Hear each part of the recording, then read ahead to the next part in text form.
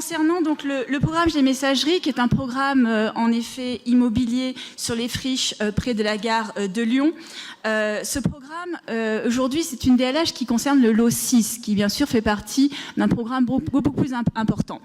J'allais dire que le programme, il n'est pas sur le fond de la programmation, le problème, il n'est pas sur la programmation en tant que telle, il est plutôt sur un problème d'urbanisme. Et c'est vrai que nous sommes contre ce projet, je vais vous expliquer pourquoi, mais nous ne sommes pas forcément contre la programmation telle qu'elle est vue dans cette délibération.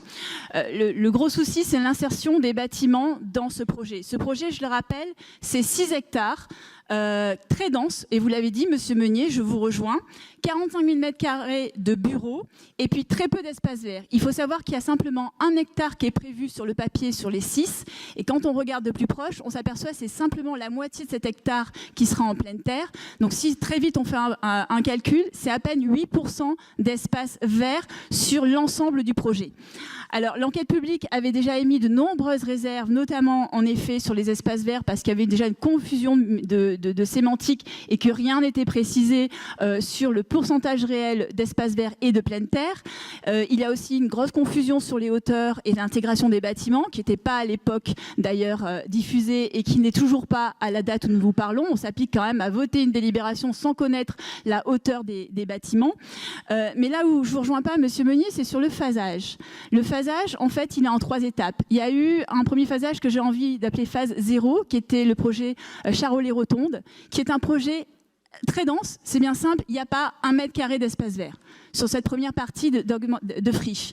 Et à l'époque, déjà, on avait dit aux habitants, mais vous en faites pas, c'est vrai que cette première phase, elle est très dense, mais sur les prochaines, nous ferons des espaces verts. Et puis là, nous sommes sur les prochaines, qui sont de nouveau, en effet, saucissonnées en 2 phases. La première phase, dont nous nous apprêtons en effet à voter ce lot aujourd'hui, et puis une deuxième phase. Et là encore, je pense que vous prenez les habitants et peut-être aussi l'ensemble de notre groupe pour des idiots, parce que chaque fois vous dites « Ah mais vous en faites pas, la phase 1 sera dense, mais on va se rattraper sur la phase 2. » Et puis on sait très bien que quand on va arriver sur la phase 2, vous aurez encore de nouvelles excuses. Surtout que quand on regarde la phase 1, finalement les bâtiments, ils vont être très proches les uns des autres. Les hauteurs, comme je vous l'ai dit, sont pas encore définies et apparemment elles seront beaucoup plus hautes que les bâtiments existants.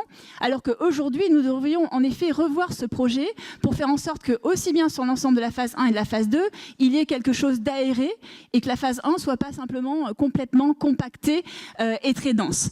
Et là où je ne vous comprends pas, et je vous cite, Monsieur Meunier, vous avez dit que l'urgence climatique nous oblige. Ben justement, elle nous oblige sur cette phase, elle nous oblige aujourd'hui.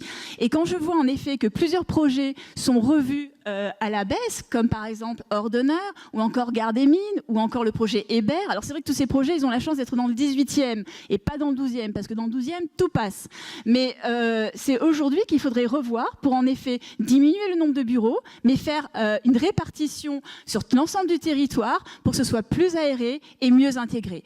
Donc pour toutes ces raisons, en effet, nous voterons contre cette délibération. Et il y a un vœu, certes, qui n'a pas été rattaché, mais qui sera vu au niveau de l'urbanisme, puisque nous demandons en effet des explications sur la densité, les hauteurs et les espacements entre bâtiments.